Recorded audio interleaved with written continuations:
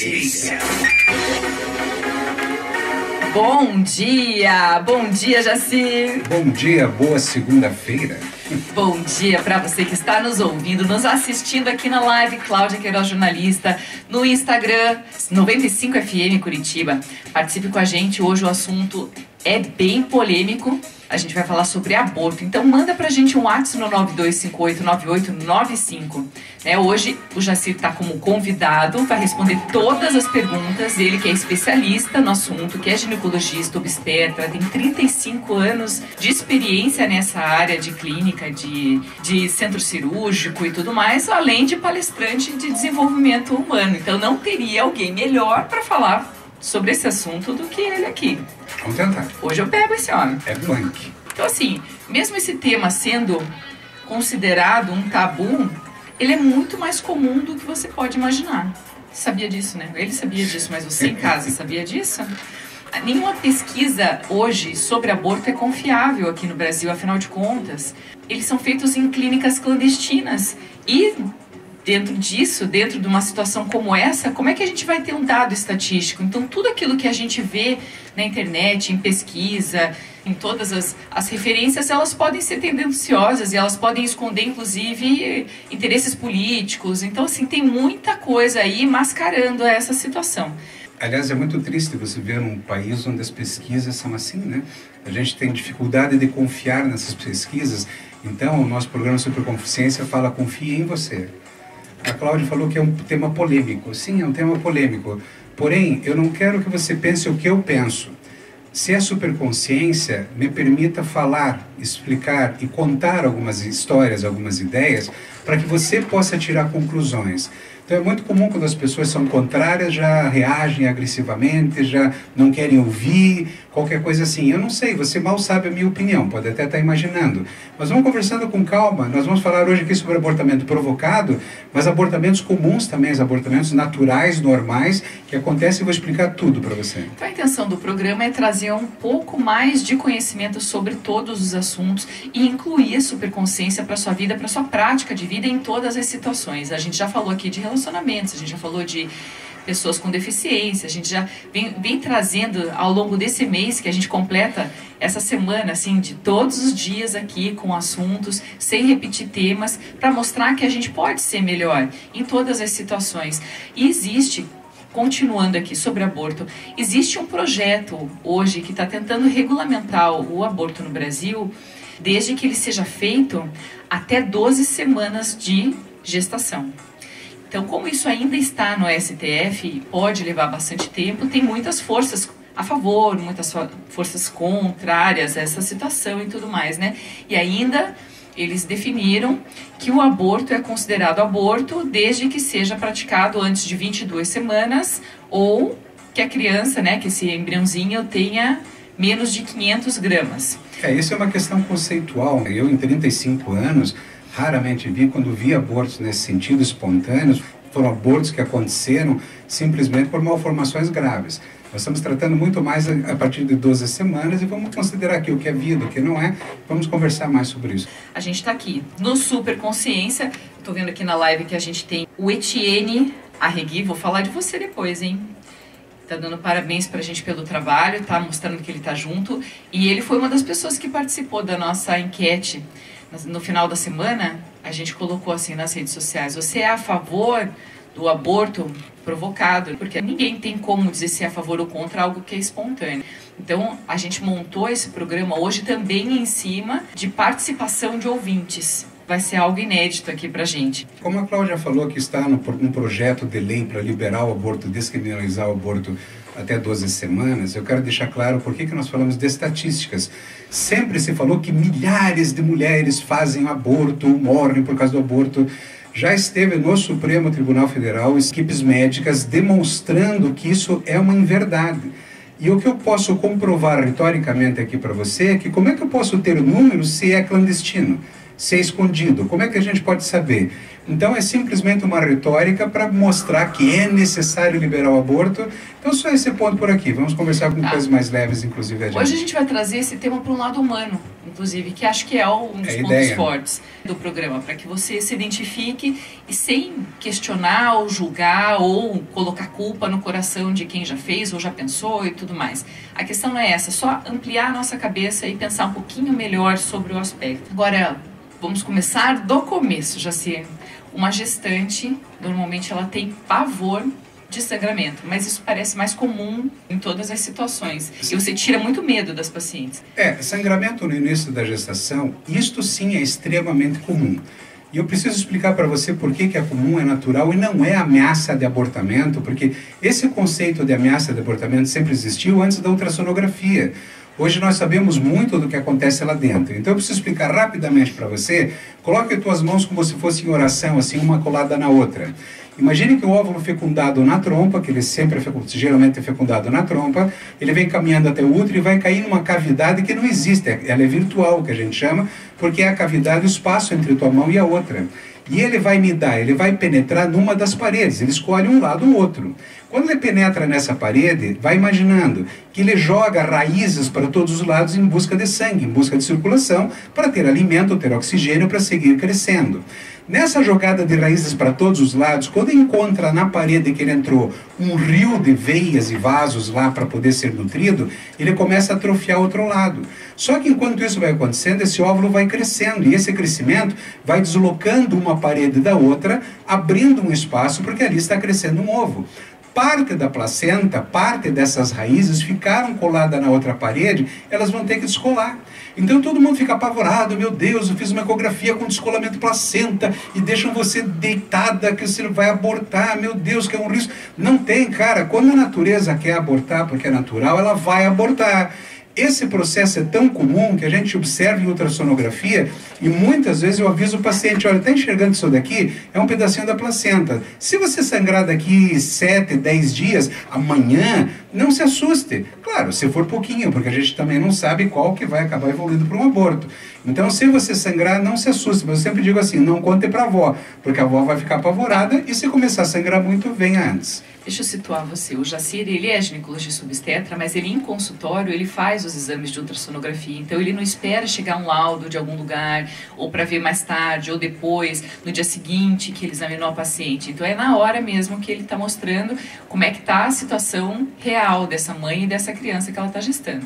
Por isso que ele fala assim, ó, vai acontecer um sangramento, pode acontecer, não se preocupe, não fale com a sua avó, porque normalmente os antigos pensavam isso, né? É natural, porque os antigos não tinham esse conhecimento. Hoje a gente tem com muita segurança. Veja bem, a natureza é extremamente forte, a vida é extremamente forte. Até hoje busca-se algo para tentar arrancar o bichinho lá de dentro. Calma, que é a próxima pergunta. Então, assim, então, chás abortivos, notícias difíceis, negativas, exercício físico, relação sexual, tem alguma coisa que de repente favorece quedas, né? Alguma coisa favorece o aborto? Não, absolutamente não. Eu acabei de falar que um saco gestacional dentro do útero ainda em desenvolvimento é extremamente poderoso. Primeiro que ele tem um arcabouço ósseo em volta e uma capa muscular que é o útero absolutamente forte e ele está lá dentro. Você já tentou tirar uma plantinha da terra, a força que você tem que fazer? Não tem como. Você pode rolar uma escada. É só em novela que a mulher rolava escada e perdia o nenê. Porque não se tinha esses conhecimentos, porque a natureza é extremamente forte, convicta e sabe o que está fazendo. Pode contar a história que quiser, tomar o chá que quiser. Até hoje não encontraram. Sim, já existe um medicamento que eu acho que a gente vai comentar mais adiante, né? Mas é só para você entender, não tem como e não se culpe. E quando existem abortamentos naturais, eu também vou explicar daqui a pouco, eles são absolutamente naturais e vou explicar por que são bem-vindos. Então, um aborto provocado, ele pode gerar muitos riscos para a mulher, muitos riscos para a saúde, problemas de infecção, pode ter perda do útero, pode morrer, quer dizer, porque são procedimentos amadores feitos em clínicas clandestinas, são pessoas que não entendem tanto assim de saúde. Teoricamente, resolve aquele problema naquele momento que era interromper aquela vida ou aquela gestação, seja lá o motivo que for, mas existem consequências. Então, quando chega uma paciente num hospital com uma consequência de um aborto mal feito ou, de repente, que ela realmente está reagindo de uma forma ruim, Como que isso é clinicamente, Jaci? Vou voltar para o começo da conversa, né? Quando eu não consigo convencer a paciente do bem que ela está dentro dela e tudo que pode ser resolvido a partir daquela gravidez, ela quer que eu faça o aborto, eu não faço aborto e nem indico, porque eu seria até conivente, mas eu peço a única coisa para ela que eu peço quando ela sai, que se ela se arrepender, que ela volte assim que ela puder, que eu estarei sempre de braços abertos para ela, nunca vou julgar, inclusive não vou julgar nem se ela vá lá fora e cometa o aborto. Ela pode voltar, que eu vou fazer a revisão para ela, para cuidar dela, porque é um processo emocional que ela está passando, não se sinta culpada por isso, eu preciso tirar toda a culpa dela. São muitas dores, o assunto é muito complexo para eu julgar, imagine para quem não entende do assunto. Agora, claro que se vai fazer o aborto numa clínica clandestina, em situações complicadas, mas agora eu vou ser um pouco grosseiro pela necessidade e importância do caso. Falam que é muito difícil para algumas mulheres. Muitas mulheres conseguem dinheiro para... Muitas pacientes simples que eu conheço fizeram prótese de mama. Quer dizer, conseguiram um dinheirinho para fazer prótese de mama. Então, quer fazer, faça bem feito. Tem médicos que fazem, que eu não considero médico, mas pelo menos se é para fazer, faça em sistema de segurança, porque você merece a tua segurança. Quem sou eu para te julgar? Agora, risco de perfuração e infecção, que é o que eu estava esses são riscos de quando a mulher faz a autotentativa, ou alguma curiosa, que falavam os antigos, tenta colocar uma agulha, fazer... Aí a chance de morte é muito grande, a chance de infecção é muito grande, mas hoje, com as técnicas atuais, que todas as mulheres conhecem, dificilmente isso acontece. Por isso que o índice de mortalidade falado no Supremo Tribunal Federal, naquelas pesquisas, ele é uma falácia, é uma mentira. De fato, não existe isso mais. Imagina uma dor que uma mulher deve sentir fazendo qualquer coisa, ou de remédio que ela coloca dentro do canal. A gente tem que entender a dor que ela tem no coração para pensar em fazer o aborto, se ela não está em capacidade de pensar. Então claro que existem os extremos, pessoas que não estão nem aí, mas a maioria é porque está sofrendo muito, e é por isso que a gente consegue em consultório ajudar tanta gente até reverter a ideia do aborto. Você veja, esse programa ele está fundamentado em valores humanos, sobretudo valores humanos, para a gente sempre imaginar o lado bom da vida, como que a gente pode superar os problemas, resolver os obstáculos, unindo forças para que a gente consiga tomar melhores decisões. Então, quando a gente traz um tema polêmico como esse, é para fazer você pensar. É para você que tem na tua família alguém que hoje está pensando em fazer, ou que já fez, ou que de repente queira fazer, ou que não, agora tenho que estudar, agora eu tenho que trabalhar, agora eu não posso. Uma criança, muitas vezes, ela traz na vida da gente muito mais sentido, muito mais luz, muito mais objetivo para a nossa vida. A questão é mais ou menos assim, até quando inicia-se a vida, e nós não estamos falando aqui de religião, gente, por favor, nós estamos falando de biologia. E eu acho curioso que agora, com essa discussão toda do vírus, falaram que vírus não é vida. Que vírus é alguma coisa que sai correndo e vai replicar e não é vida. Existe uma discussão muito grande na ciência para discutir se vírus é vida ou não, que seria a vida a partir de bactérias, porque afinal de contas o vírus não tem organelas, ele tem que entrar numa célula para usar as organelas de uma célula, DNA, RNA e organelas para poder replicar e sair correndo. Agora eu te pergunto, você já viu alguma cadeira sair correndo pela sala, entrar num sofá para tirar alguma coisa e reviver? Quer dizer, o que não tem vida de fato. O vírus tem vida sim. Agora, um espermatozoide tem vida porque ele sai correndo atrás do óvulo, que é o amor da sua vida. E o óvulo fica lá todo tranquilo, esperando, cheio de vida, que um espermatozoide se aproxime. Agora, por que a gente não considera um aborto antes? Porque veja quanto material num esperma sai do espermatozoide, quantos óvulos por mês, e não tem ideação de aborto. Agora, depois que houve a fecundação, acontece uma explosão mágica de vida e intencionalidade. E essa intencionalidade vai até o útero para desenvolver, e sou eu e é você que está sentado aí hoje me ouvindo. É a Cláudia sentada aqui do meu lado, é o Will, todos nós aqui da equipe, todo o pessoal, todos nós passamos por isso. Então, a partir de uma fecundação, sim, existe muita vida. Então, vou aproveitar agora e dar um bom dia para quem está com a gente aqui na nossa live, Cláudia Queiroz, jornalista no Facebook. Renato Shiro Omura, a Renata Queiroz, Patrícia Solalinde, Carlos Manarim Gomes, isso é legal, hein? A gente está conseguindo conquistar mais ouvintes. Steve Zato, Evaldo Camargo. Como a gente fez uma enquete no final da semana, se você é a favor do aborto provocado, algumas pessoas elas responderam aqui pra gente. Então, o Valdir Zambroni, ele falou que não. O Disnar Silveira respondeu jamais. O Idemar Frode, ele falou que 90% das situações ele é contra. A gente teve só 2 mulheres que falaram que a mulher é dona do corpo e que por isso elas que decidem o que elas querem. A Karine Menegassi, ela não é a favor do aborto. O Etienne Arregui, que eu falei agora, que ele disse que cada caso é um caso, mas que é uma decisão da mulher que o homem tem que apoiar sempre. O Galvão Marino, ele é advogado. E eu vou ler a resposta dele, porque advogado tem outra maneira de escrever, etc e tal, então a gente não pode, de repente, não dar a conotação que ele queria, né? Então ele enfatizou a posição do bom senso e, de um lado, a mulher que um dia foi embrião, hoje crescida, tem o direito de escolha, porém, um feto também tem direito à vida. Segue cada caso como um caso a ser analisado, mas a lógica do direito não admite divergentes interpretações. Deixa eu aproveitar, você falou que as mulheres são donas do próprio corpo. Eu concordo, você é dona do teu corpo, você faz o que quiser da tua vida. Eu não posso fazer nada, agora existe uma lei que deve ser olhada pelo menos. Mas tem um detalhe, tem uma lei maior, que é uma lei moral, que é uma lei do coração, e mesmo que você seja dona da tua vida, e eu respeito isso quando a paciente está conversando no meu consultório, eu converso exatamente assim para ela, porém, eu além de ser médico obstetra, eu sou advogado do nenê. O nenê é outra vida. Eu preciso estar ali tentando te convencer que muitas e muitas vezes, não poucas, a mulher está ali apavorada, eu estou reconhecendo isso, vergonha, medo, pavor, e a mulher está ali numa situação que eu preciso ajudá-la a pensar. Eu costumo falar para ela assim, pega uma balança e eu vou colocar, você vai fazer o aborto e coloco com ela todos os pensamentos em relação àquilo. Você não vai fazer o aborto e coloco todos os pensamentos em relação ao outro lado. Então, eu preciso ajudar a mulher a pensar. Esse é o papel do médico. Agora, o que estou fazendo? Protegendo uma criança. Uma criança é uma vida e não é uma expectativa de vida, ela já está ali. Não é um sonho que você está abortando porque você deixou de casar, decidiu não casar, decidiu não ter filhos, que também é respeitável, é teu corpo, é tua vida.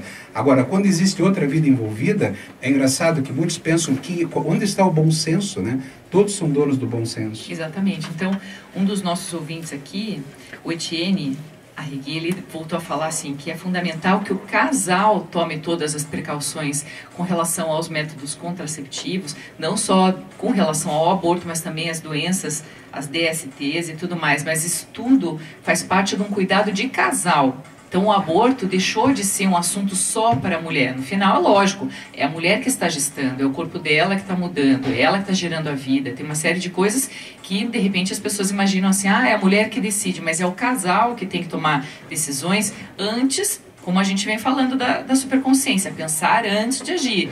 Se o casal tiver cuidados para não engravidar sem esse planejamento, é o casal que tem que assumir. Mas isso só foi formado se houve formação de um casal anterior. Quer dizer, se você formou um casal, a decisão é do casal. Mas eu mando no meu corpo. Então você formou um casal, que tipo de parceria é essa?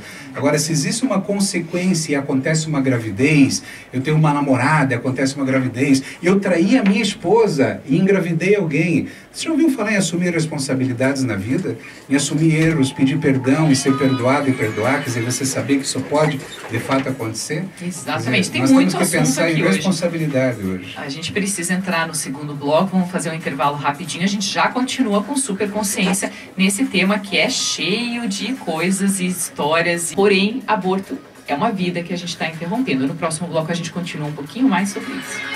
Estamos de volta com mais um bloco do Superconsciência. Vou continuar aqui falando sobre as situações de aborto provocado. Eu tenho 3 depoimentos de pessoas que contaram para mim assim que anos depois que elas fizeram aborto, elas se arrependeram amargamente. Foi algo que ficou marcado na história, na vida, na alma delas. Uma resolveu fazer porque achou que o marido não fez muita festa, assim, não ficou muito feliz com a notícia quando ela contou que estava grávida. Então, já que ele não gostou, vamos lá e pronto. E ele foi junto porque achou que a decisão era dela. E ela se arrepende. A outra traiu o marido e ela acabou engravidando de uma outra relação e ela não sabia o que fazer. E aí foi complicado, porque anos depois ela resolveu, inclusive, adotar uma criança para tentar compensar, para tentar amenizar e tudo mais, mas a dor continuou nela. E teve mais uma terceira que falou que ela acabou abortando porque ela não percebia muita consequência. Mas que depois que passaram uns anos e ela casou, ela teve filhos e tudo mais, ela ela se ressente, sabe? A vida dela mudou muito. Ela trouxe algumas cicatrizes emocionais que ela carrega com bastante dor, e a gente tem que respeitar isso. Agora, existem também aqueles casos dos abortos naturais. Antes de você falar do aborto natural, deixa eu comentar um pouquinho isso, porque imagine, você trouxe 3 casos que eu trouxe agora para você, porque você perguntou. Imagine eu, 35 anos, a quantidade de histórias que eu recebo no meu consultório. Qual que é o meu papel enquanto médico? Primeiro, nunca julgar. Eu não posso julgar alguém. Quem sou eu para julgar a dor que aquela pessoa está sentindo? E outra, fazê-la reconhecer que eu reconheço a dor que ela está sentindo, o medo, o pavor que ela está passando, e que muitas vezes essas são as causas que levam ela a querer fazer o aborto. Isto é uma defesa natural do ser humano querer fugir do assunto. Eu vou mentir para o guarda porque que eu cruzei o sinal fechado. Isto é, eu fiz uma coisa errada, meu Deus, e agora? Quer dizer, se você aborta, você se livra na hora do problema. Agora, se você, eventualmente, quem está me ouvindo já passou por isso, tira a culpa. Não seja você que vai até tirar a primeira pedra também. Quem somos nós para tirar pedras? Nosso papel enquanto seres humanos, na superconsciência, é olhar para dentro de todos nós e sabermos que todos nós erramos. O papel é tentar não errar. Mas não teve alguém lá atrás que falou, não peques mais? Quer dizer, então, o fato da gente pensar, nós estamos num processo de aprendizado. Arranca a culpa do teu peito e viva o hoje. Porque não adianta você passar o resto da vida arrastando uma culpa de um problema que você teve lá atrás que você não conseguiu dar conta. Eu acabei de lembrar de 2 situações que não estavam planejadas aqui. Para variar um pouco. Então, assim, eu tenho uma prima que engravidou jovenzinha, no período da adolescência dela, e ela não sabia como contar para a mãe. Estava grávida, não sabia. Então, o que ela foi fazendo? Não foi contando, mas a barriga foi crescendo. Um dia ela estava com 6 meses e meio já de gravidez e minha tia entrou no banheiro porque queria perguntar alguma coisa e de repente viu aquele barrigão, 6 meses já aparece aquilo. Então a gente teve que todo mundo da família preparar chá de bebê, vinha uma criança para nascer e tudo mais. Festa. E uma grande alegria para todo mundo da família, mas foi uma gravidez que a família curtiu 2 meses e meio. Então... Dessas conversas que eu tenho com as pacientes, algumas vão embora e não voltam mais. Outras até voltam depois e mesmo assim fizeram aborto. Mas muitas voltam felizes. Até elas falam, mas e meu pai? A primeira coisa a gente vai falar disso lá na frente. Eu não sei, ela prepara as coisas, eu não sei. Eu então, faço um roteiro, mostro algumas coisas, mas aí ele quer atravessar. Não. Então tá, você perguntou então do abortamento natural. Vamos para uma coisa mais gostosa, que é o abortamento natural. Por que eu digo gostoso? Para você entender que a natureza é muito sábia. Muitas mulheres têm abortos naturais e espontâneos e por causas que a própria natureza invoca. Veja, quando eu falo, eu vou insistir nos meus 35 anos, porque isso traz uma experiência que é válida, cientificamente válida. Se você for procurar num livro de obstetrícia, ele vai tratar tudo quase do mesmo tamanho. Então, as causas genéticas, causas imunológicas, causas infecciosas, uma série de causas. Sabe quantas vezes eu vi causas infecciosas? Muito poucas. E por que a gente sabe? Porque quando o paciente tem um abortamento espontâneo, muitas vezes tem que tirar o resto, enfim, fazer uma entre aspas, limpeza, tirar o resto do material, o material vai para um patológico. E aí é visto que a causa foi infecciosa eventualmente. Mas a imensa maioria delas são eventualidades que acontecem na fecundação. Porque todo mundo sabe que nós temos metade da carga genética do pai e metade da mãe, certo? Errado. Nós temos metade da carga genética do pai e metade da mãe, porém no momento da fecundação acontecem pequeníssimas mutações. E essas mutações é uma estratégia da natureza, senão a gente era ameba na beira do pântano até hoje. Isto é, o nosso desenvolvimento depende dessas mutações. E a natureza, ela funciona como um piloto de Fórmula 1, ele vai no limite na curva. E às vezes ele erra, ele roda o carro. E quando ele erra, ele errou? Entenda o que eu quero dizer com isso? Quando a natureza ultrapassa os limites, faz um exagero das mutações, a própria natureza percebe que algo não vai sair legal e ela aborta o processo. Quando ela aborta o processo e a paciente chega e chora no meu consultório, eu começo a explicar isso para ela. E a imensa maioria das vezes é exatamente isso que acontece, é uma defesa da natureza. E eu falo para a paciente, você é tão saudável, que teu corpo inconscientemente pela tua parte reconheceu que aquela gravidez não era para ir para frente. Se não fosse assim, imagine a quantidade de polimalformados que haveriam na rua. Aliás, Triste é quando essas gravidezes avançam e a gente tem que trabalhar o coração dessas pessoas na sequência. Então, a imensa maioria dos abortamentos são naturais.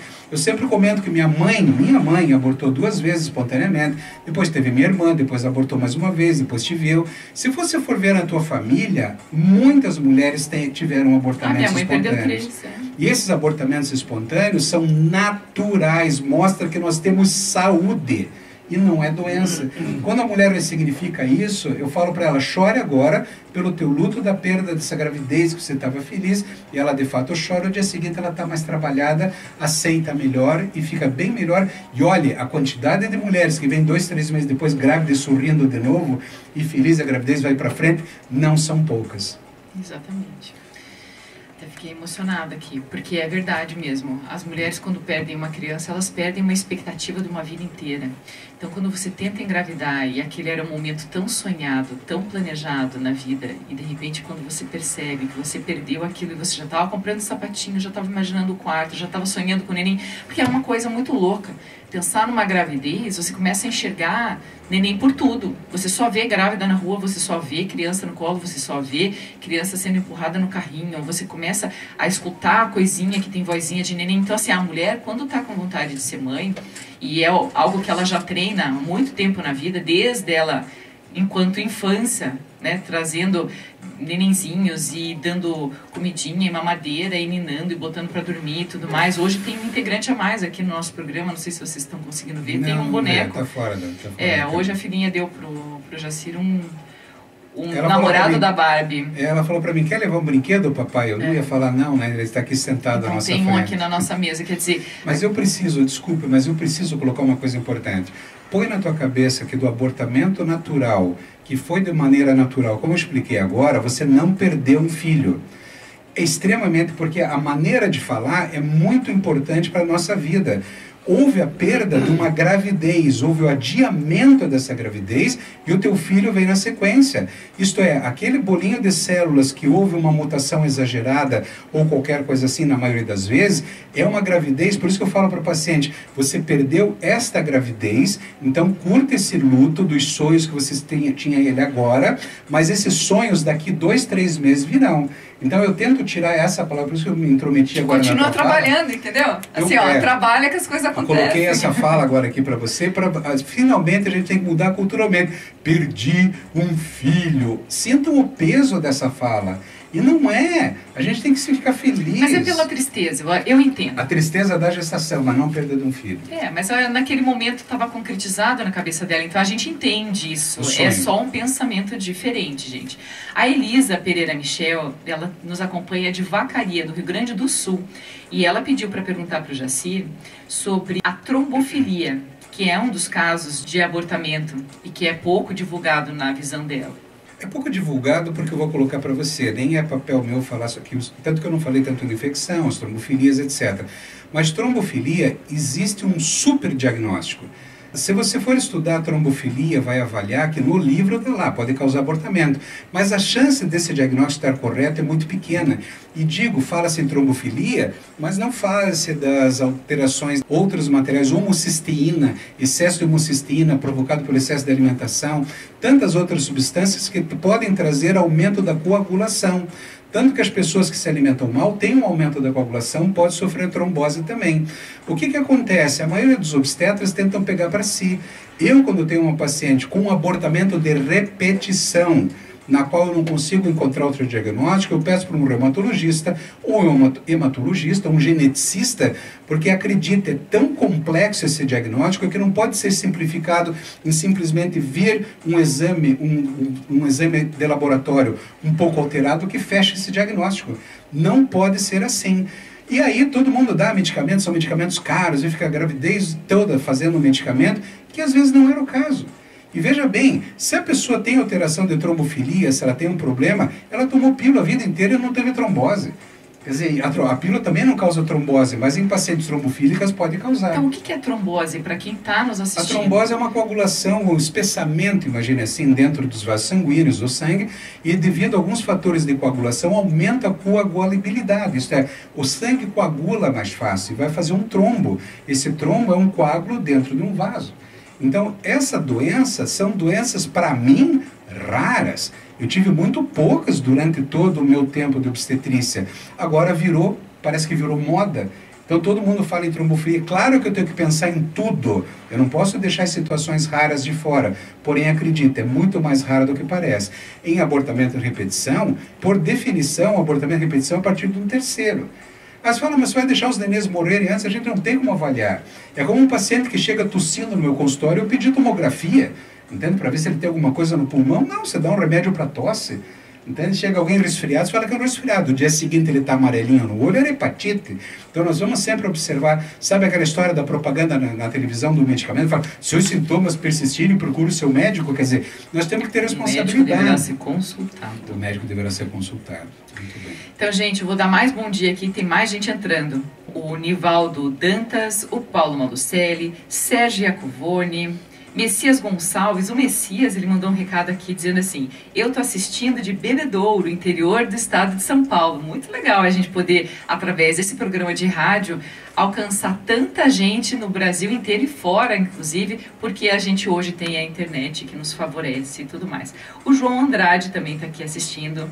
Bom dia para você. O André Juliano Moreira, bom dia. Muito bom ter vocês todos aqui. Esse assunto realmente é um assunto bem importante, bem relevante e que vale a pena ser discutido. Como a gente comentou no começo do programa, é um tabu, porém o assunto não sai de pauta. Porque existem alguns valores morais, humanos, pessoais, que a gente precisa colocar aqui. Eu falo colocar na mesa porque é um tema que a gente não pode fazer vista grossa. A gente não pode aceitar sofrimento para a mãe, para a criança, para a família, de uma série de situações. Então a gente tem que pensar antes de agir. Agora vamos fazer uma coisa, gente. Chega de raiva, né? Quer dizer, chega de haters na internet. Quer dizer, quando a gente põe uma opinião e superconsciência para isso, eu desde o primeiro programa eu falo, eu não preciso que você aceite o que eu estou falando. Vamos debater. Vamos conversar. Eu não sou dono da verdade, não tenho todas as respostas, mas tenho uma experiência de muitos anos nessa área para poder te ajudar. Então deixa eu aproveitar que você está falando aqui, vou perguntar assim, por que você é contra o aborto, até mesmo nos casos permitidos pela lei? Por exemplo, num caso de uma má formação. Bom, o que é de anencefalia e tudo mais. O que é má formação? Né? Não é que eu seja contra. Veja bem, eu tenho que... A anencefalia, de fato, é incompatível com a vida. Absolutamente incompatível com a vida. Se não morrer dentro da barriga, vai morrer mais tarde. O que eu preciso quando existe Por quê? Porque não tem o cérebro, não foi formado o cérebro. Geralmente não formou uma artéria que irriga o cérebro, esse cérebro não forma calota craniana, enfim. A anencefalia é isso. Não tem cérebro, como é que vai sobreviver? Então, claro que eu posso encurtar essa gestação com todo o respeito do universo. Eu posso, por quê? Quando eu não consigo fazer com que essa mãe leve essa gravidez adiante, no sentido de que ela vai elaborando esse processo de luto ao longo do tempo. Eu tenho que respeitar que aquela mãe está ali. Então, quem sou eu para falar qualquer motivo que eu não vou abortar ou interromper essa gravidez, que seriam as macroinduções?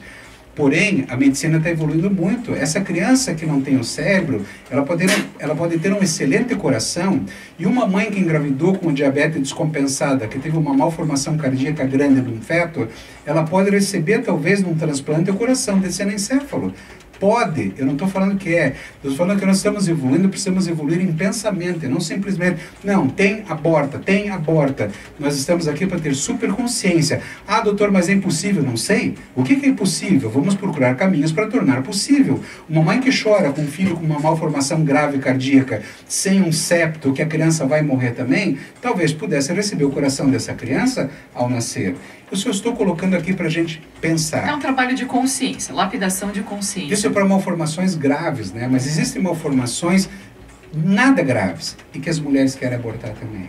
Então, o que falar em relação a isso? Então, outra pergunta que eu vou te fazer agora. Em caso de violência, a mulher que sofreu um estupro e ela, de repente, pensa, eu não quero ter porque foi uma situação que vai me lembrar o resto da vida, aquele momento difícil. Vamos lá. Outra situação que é para a gente pensar. Eu tive já no meu consultório mulheres que, de fato, comprovadamente, com polícia e tudo, elas foram estupradas e engravidaram. E é engraçado, elas caem no meu consultório, eu sempre achei interessante isso, porque elas vêm quase chorando, pedindo, doutor, mas algo me diz que é o meu neném, todo mundo fala para eu abortar. todo mundo fala para eu tirar. Eu tiro a carteira de pré-natal da minha gaveta, boto em cima da mesa e falo para ela qual que é o nome dessa criança. E vou fazendo o pré-natal dela, ela fica muito feliz. Eu só quero dizer que existem pessoas que pensam diferente. Agora eu vou chamar a atenção de você de algo importante. Eu faço o parto dessa mulher e a criança às vezes é a cara da mãe. E digo mais, se fosse a cara do pai, qual era o problema? É a criança. Eu já falei aqui que eu sou advogado dessa criança. Então nós ficamos, mas a lei aprova. A lei aprova por uma questão de propriedade, de dinheiro, de territorialidade. Quer dizer, simplesmente a minha filha sofre uma violência e eu vou lá e causo outra violência no corpo dela. Eu arranco o filho dela porque justamente ela passou que ela vai ter todo o amor do mundo. Aí você vai falar assim, que sempre tem os crises, mas aquela mulher que não tem todo o amor do mundo, o que você acha que nós estamos fazendo nesse programa aqui? Tentando levar todo o amor do mundo para todas as pessoas. Uma coisa inspirar chave, você. que ele falou, justificar um aborto por causa de uma violência, gerar uma nova violência em cima de uma violência, realmente é algo que essa mulher não precisa passar. O que a criança tem a ver com isso? Isto é, a violência existe, está aí no mundo, está lá fora. Ela está dentro do teu coração, ela está dentro da tua casa. Todos nós sofremos violências e nós precisamos ter consequências dessas violências e aprender a assumir. E quando a gente assume as consequências, quer seja uma gravidez ou qualquer outra, é ser maduro, é ser mais adulto, e aí a minha filha vai ter valores morais muito importantes para adorar aquela criança. Então, a última pergunta antes de eu fechar aqui o bloco. Você, somente em caso de risco de vida para a mãe é que você acha que isso é viável? Em caso de risco de vida para a mãe. Antigamente isso era uma realidade quase absoluta. A mulher tinha um problema cardíaco, uma valvulopatia cardíaca, uma alteração na válvula órtica, e ela ia evoluir com a gravidez, ela ia morrer, ela morrer a criança. E essa mulher tem marido, ela tem filhos, ela tem uma família. Eu sempre falei isso em palestras, eu acho que eu mesmo nunca passei por essa situação, já vou explicar por quê. E eu acho que eu mesmo faria um aborto. Por quê? Porque eu estaria salvando uma família, salvando uma mulher. Hoje, você troca, me perdoem os cardiologistas, não me leve a mal, você troca uma válvula cardíaca como se estivesse trocando um pneu. A medicina evoluiu tanto que abriu um tórax hoje, você espera passar as 12 semanas, o início, que poderia ter até um abortamento espontâneo, vingou a gravidez, esse feto já está mais preparado para receber uma anestesia, a mãe vai receber anestesia, ela vai ser submetida a um procedimento cirúrgico, troca-se a válvula, troca-se um coração inteiro, troca-se um rim, no caso das insuficiências renais, que também pode levar à morte. Isso é, você tem o que fazer agora, presta atenção. A criança não vai morrer durante o procedimento, dada a evolução da nossa tecnologia hoje, então a lei já caducou. Porém, se a criança morrer, você não provocou o aborto. Você estava tentando salvar os dois. E a criança acabou morrendo. Quantas vezes eu faço gestação de alto risco, quantas vezes eu interrompo prematuros que têm risco de morte, mas eu não estou fazendo um aborto, uma interrupção da gravidez, eu estou tirando um feto para a mãe não morrer e entregar para o pediatra, para todos nós salvarmos aquela família. Então nós temos que aprender a pensar, e isso é superconsciência. Cada caso que se me traz, a gente pode pensar diferente. Então a gente já continua com o tema e eu vou falar com ele também sobre o caso de fertilização. Não sai daí. No próximo bloco a gente vai voltar com muito mais superconsciência para você. Superconsciência de volta, trazendo o tema aborto em todos os aspectos. A gente hoje está debatendo várias situações e uma delas é a da fertilização in vitro, que as mulheres, às vezes elas encomendam gêmeos para o médico e às vezes vingam 7 crianças. Houve um caso de uma foto que a gente encontrou na internet de uma mãe com 7 xeroquinhos, assim, todos muito parecidos. E ela é uma que decidiu ter todas essas crianças. Eu quero que o Jacir explique pra gente o que vem a ser o aborto seletivo. Em primeiro lugar, preciso falar que em processos de fertilização, as mulheres elas estão precisando mais fertilização porque estão deixando para ficarem grávidas muito mais tarde. O Conselho Federal de Medicina determinou que é uma prática não ética colocar mais de 4 embriões. Isso é, você faz a fertilização in vitro e não se pode mais colocar. Antigamente, por questões de custo, até colocava-se 8. Por quê? Porque muitos não vingavam. E é um pessoas que às vezes vingavam. Como dessa mulher que vingou. E aí o que fazer? O que fazer é, esses nenéns vão nascer tão prematuros, porque, gente, às vezes chega paciente para mim e pede, doutor, eu quero gêmeos. Eu falei, vai querer nada. Porque o ser humano foi feito para ter um de cada vez. Quer dizer, gêmeos muitas vezes são bonitinho, legal depois, mas geralmente nascem prematuros, pode trazer problemas nesse aspecto. É só esse aspecto. Tem gêmeos, maravilha. Trigêmeos, maravilha, que vem a natural, mas não por fertilização. Então o que acontece? Tá lá 4 nenezinhos dentro da barriga. Isso eu vi em São Paulo, ninguém me contou. Eu estive numa sala onde foram fazer um abortamento seletivo. O que é o abortamento seletivo? Agora, antes disso, eu quero falar, lembra que a gente tem que pensar aqui? A mulher desejava tanto a gravidez, que ela não pensou. E como ela não pensou, ela foi para uma clínica e fizeram esse procedimento de colocar mais embriões e eles vingaram. Como ela não pensou e eles não pensaram, agora, para não morrer os 4, vão matar 2. Então escolhe-se na ecografia qual que nós vamos matar, espera-se passar 12 semanas, quer dizer, pega-se um feto maior e você aproxima-se uma agulha grande dele com KCl para injetar no coração, fazer uma parada cardíaca, depois você vê tecnicamente qual que está mais próxima para fazer a segunda morte fetal. E depois você tem uma família com 2 filhos e com 2 espaços na mesa em branco. É complicadíssimo. Isso é o seletivo. Que é seletivo, gente? Para pensar. Nós somos uma sociedade irresponsável, uma sociedade que você quer ter filho e você não consegue ter filho. Agradeça a Deus por você estar ali. Dê tua vida para outras pessoas, dê tua vida para o mundo. Agora não vá fazer piruetas. Desculpe, isso para mim é uma irresponsabilidade. Então eu simplesmente mato uma criança, mato outra criança, porque para salvar outros 2, quer dizer, nós estamos brincando de civilização. Então isso...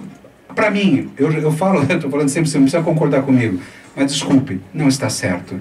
Agora, a visão que eu tive dessa morte foi muito complicada, não vou detalhar aqui para você, porque não é aspecto. Mas esse é o abortamento seletivo, que se você entrar em congressos de esterilidade, você vai lá em mesas redondas discutindo técnicas de abortamento seletivo, quer dizer, virou normal, assim como as biópsias de vilo corial, quer dizer, você tirar um pedacinho da placenta no começo da gravidez para ver se teu filho é normal. Passei por tudo isso, acompanhei tudo isso acontecendo na medicina. Quer dizer, você tirar um pedaço da placenta para ver se o filho é normal, para quê? Você vai abortar se ele não fosse geneticamente normal? Ah, sim, doutor, claro que eu só quero filhos normais. Então, desculpe, você já não é. Não é preparada então, existe, você não está preparada para ter família, para ser mãe. Agora, começaram a fazer essas biópsias tão precoces, que quando se faz muito cedo, antes de 9 semanas de gestação, você tirando um pedacinho da placenta, você provoca uma malformação de membros do teu feto que era normal. Então, gente, nós estamos chegando a um absurdo. E eu estou chamando a atenção de vocês aqui de uma maneira forte, porque isso é forte. Ou a gente para pensar, ou nós não somos humanos. Quer dizer, não é porque uma lei permite, ou por procedimento permite, que você vai lá e faz. A gente precisa colocar coração nessa consciência também. O que nós precisamos é dar apoio às mulheres. Nós precisamos dar apoio às famílias. O programa Gêmeos Fraternos foi pensado desde o começo, e o programa agora Super Consciência, para a gente levar a consciência para as famílias, manter as famílias unidas e com força suficiente para um pai aceitar a filha grávida, não tocá-la de casa. Para uma mãe compreender o próprio tesão que essa mãe sentiu lá atrás, durante a evolução da vida dela própria e tudo que ela passou. Que ela hoje olha para a filha e sinta o sofrimento da filha e ampliar esse diálogo. Eu não sei se nós vamos conseguir trazer o tema sexualidade aqui para uma discussão. Mas de uma maneira mais forte, Acho que a gente vai evoluindo junto com o programa, porque o que a gente vem fazendo aqui é trazer essa consciência maior, é a gente ampliar essa capacidade da gente de se planejar, da gente se permitir, da gente ser responsável pelas nossas decisões, saber que toda ação gera uma consequência e que muitas dessas consequências, como eu contei dessas mulheres que se arrependeram de fazer aborto, elas vêm e elas marcam a alma, porque nada substitui uma vida. Quando a gente está pensando em termos de vida, de gravidez indesejada, o que acontece muito comum no consultório dele é que chegam jovens grávidas que estão com medo de contar para os pais que elas estão grávidas. A gente já contou aqui, inclusive, num programa que a gente entrevistou um pastor, que algumas meninas são expulsas de casa porque estão grávidas e elas perdem o rumo da vida. E o Jacir, ele faz um trabalho de tentar unir essas pontas das famílias em torno dessa gravidez, com a família inteira acolhendo essa jovem e curtindo essa criança que está chegando. Então, esse é um diferencial nele em termos de médico humano. A gente sabe que tem muitos médicos que estão ali, muitas vezes, só resolvendo o problema do momento, mas que eles não colocam muito coração, muito Deus nessa história. Uma vez eu tive uma moça que chegou no meu consultório, ela chegou para mim grávida e com 18 anos de idade. E ela olhou para mim, doutor Jacir, mas agora, grávida. E ela falou uma frase que me marcou, ela falou, doutor, eu tenho toda a minha vida pela frente. E eu fiquei pensando, ela com 18 anos, né, já imaginando que ia alterar toda a vida que ela tinha pela frente. Mas na conversa com ela, o pavor de fundo dela era ter que contar para o pai. No coração dela, ela tinha traído o pai, traído a família. E ela começou a me falar do pai dela, eu falei, deixa eu te contar uma coisinha. O teu pai, quando souber, vai ficar muito brabo. Mas vai querer te bater, vai querer brigar, vai falar um monte de coisa para você. Até que vai passar um dia, outro dia, alguém vai cutucar e ele vai falar, ei, vovô! E ele vai se desmanchar. E essa foi uma das tantas mulheres que saíram do meu consultório para abortar, mas não abortaram, porque fizeram o que eu pedi para elas fazerem. E na semana seguinte estava ela, pai, mãe, irmão, avó, todo mundo para ver o neném na ecografia, com um sorriso dando 10 voltas em torno da boca. Então esse suporte que a gente tem que dar, a gente tem que dar também para as pessoas que têm aquela criança mal formada, aquela criança com síndrome de Down, que eu faço o diagnóstico, e eu tenho que contar para a mãe. E elas, da mesma maneira, quando existe um aborto lá atrás, eu tenho que trazer essa frustração. Mas essa frustração que vem no coração dela é o trabalho que eu digo no meu consultório da conversa com os pacientes, que eu preciso tratar do coração dessas famílias para elas entenderem a maravilha de filho que está crescendo ali naquela barriga. E eu preparo esses casais até o parto, e o parto é maravilhoso. Essas crianças hoje são extremamente bem recebidas e bem conduzidas. São muitas famílias que estão exatamente graciosas por causa disso. Sabe que eu nunca tinha imaginado um consultório médico ser tipo um confessionário, assim, né? Mas tem muitos milagres acontecendo, muita história que acontece. Então, por exemplo, quando chegam algumas jovens com diagnóstico feito por outros médicos, que elas têm ovário policístico, então dizem assim, você não vai conseguir engravidar. O que acontece? Ela não se cuida. E quando ela não se cuida, ela acaba provocando uma gravidez não planejada. E também é um dos casos que ele acaba tendo que fazer essas pontes com a família e ressignificando toda essa situação da chegada de uma criança que provoca toda uma mudança em todos os aspectos da vida, principalmente da mulher. E aí que todo aspecto vem, né? Acreditar em Deus, acreditar no universo, acreditar na família, acreditar em si mesmo, a partir daí compreender as situações, como que aconteceram, o que ocorreu, e dar novos significados para poder fazer novas escolhas. E essas novas escolhas a gente faz todos os dias. Todos os dias nós temos possibilidade de erros. É muito comum, sim, vem a paciente que fala, mas eu tinha doutor, eu tinha ovário policístico. Eu tenho um vídeo no YouTube, quem quiser procure lá, que eu explico exatamente o que é esse erro diagnóstico na imensa maioria das vezes. Tanto que os médicos falam assim, mas você não vai engravidar. E a paciente fala chorando, mas doutor, por que eu ia evitar a gravidez se o médico falou que eu não ia engravidar? Não tem nada a ver uma coisa com a outra. Então vamos lá, nós precisamos ser responsáveis na nossa vida, crescer estruturalmente, emocionalmente, espiritualmente. E eu vou insistir, eu não estou falando aqui em religião. Você conduz a tua conversa com o teu Deus, cada um com o seu Deus da melhor maneira possível. Ponha Deus no coração e entenda que vida é muito, que aquele óvulozinho que está crescendo ali é uma explosão de maravilha. Isso é mágica. Então, e não importa a situação. Semana passada a gente também conversou sobre pessoas com deficiência, sobre crianças com autismo. E hoje, 1º de junho, o filho da Letícia Fanini, que foi nossa entrevistada, mãe do bebê de fibra, ela que lançou um projeto para que as empresas e as pessoas participem de uma comunidade onde existem um clube de benefícios. Hoje, aniversário, ele está completando 5 anos, e ele que tem múltiplas deficiências, mas quando a gente abraça todas essas deficiências ou as diferenças com amor, a vida fica muito mais fácil. Quero aproveitar também para comentar, esses dias já se teve no consultório um casal que descobriu que estava gestando uma criança com síndrome de Down. E eles choraram muito quando eles souberam que a criança tinha uma síndrome. E aí houve um trabalho durante todo esse período da gravidez para mudar essa mentalidade e para que eles estivessem preparados de fato para a chegada dessa criança. E hoje eles estão no céu. Conta pra gente. Vamos colocar que a gente não pode dourar a pílula. Quer dizer, uma criança com síndrome de Down, ela tem as limitações. Mas principalmente a criança com síndrome de Down é uma criança maravilhosa. São crianças... A dificuldade que existe é quando vem junto com a síndrome de Down malformação cardíaca, malformação renal, ou até às vezes malformações maiores, que às vezes são incompatíveis com a vida. Não em relação à síndrome de Down, mas mesmo que venha alguma malformação acompanhada, é uma vida. É uma vida. Essa mulher que você comentou, essa que nós entrevistamos, a Letícia, que nós comentamos, tem uma criança com muitas dificuldades. Nossa, eu conheço o sorriso dessa mãe. Eu pude vê-la brincar com o filho num parquinho junto com a minha filha. Gente, é vida. O que eu estou fazendo nesse mundo? É isso que nós estamos tentando trazer para você. Superconsciência é a gente sair dos protocolos normais. Ah, foi um estupro, então aborta. Poxa, eu vi mulheres chorando no meu consultório, olhando para mim e falando, doutora, algo me diz que é meu filho. Eu coloco ela na eco e falo, mas é meu também. Mas olha que é teu mesmo. Eu vejo ele dentro da barriga dela e eu repito, o que a criança tem a ver com a violência? Então nós precisamos aprender a pensar. Nós estamos vivendo um mundo agora com violência nas mídias sociais, todo mundo se quebrando, todo mundo se xingando, porque pensam diferente. Que tipo de sociedade você quer viver na tua vida? Se você tem filhos, olha para os teus filhos, que tipo de mundo que nós estamos esperando que eles vivam.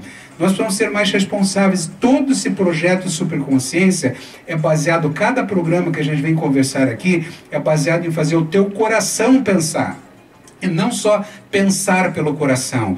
Isto é, o meu pensamento que vai gerar a minha emoção e que vai gerar a minha conduta, a minha atitude.